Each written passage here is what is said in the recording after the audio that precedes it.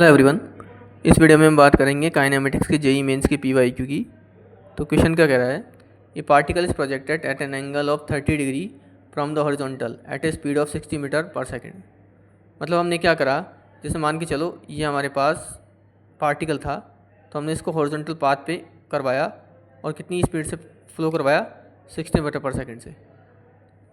अब आपको बताना है the height transfers by the particle in first second is H note. अगर फर्स्ट सेकंड में इसकी हाइट एच नोट है और लास्ट सेकंड में इसकी हाइट एच वन है, अगर ये मैक्सिमम हाइट पहुंचता है तो एच नोट और एच वन का हमें रेशियो निकालना है। अब सबसे पहले हम इसका टोटल टाइम निकालते हैं। तो इसका फॉर्मूला होता है 2u sin थीटा अपॉन में जी।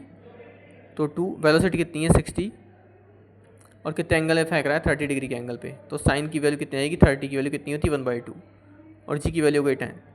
तो टोटल टाइम ऑफ फ्लाइट कितना आ रहा है इसका 6 सेकेंड। इसका मतलब ये है कि 3 सेकंड में मैक्सिमम हाइट पे पहुंचेगा। अब मैं बात करता हूँ, जैसे मान के चलो ये इनिशियली यहाँ पे था, तो पहले सेकंड में मान लो ए पॉइंट पे पहुँचा, दूसरे सेकंड में बी पॉइंट पे पहुँचता है और तीसरे सेकंड पे मैक्सिमम हाइट सी पॉइंट पे पहुँचता है। तो आपको ये वाली हाइट एच नॉट और ये वाली हाइट जो है एच वन, इनका रेशो बताना है। तो इसमें जो फॉर्मूला लगेगा वो ये लगेगा एस एन बराबर you plus A by 2 2n - 1, क्योंकि लास्ट सेकंड फर्स्ट सेकंड इसके बारे में बात कर रहा है। तो अब फॉर्मूला क्या हो जाएगा, U Y is equals to A Y 2 multiply 2n - 1।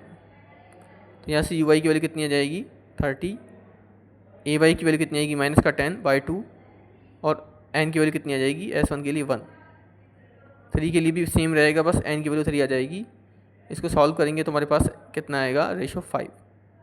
तो आपका आंसर कितना आ जाएगा 5। अगर आपको कंटेंट पसंद आ रहा है चैनल को लाइक शेयर सब्सक्राइब करें। Thank you.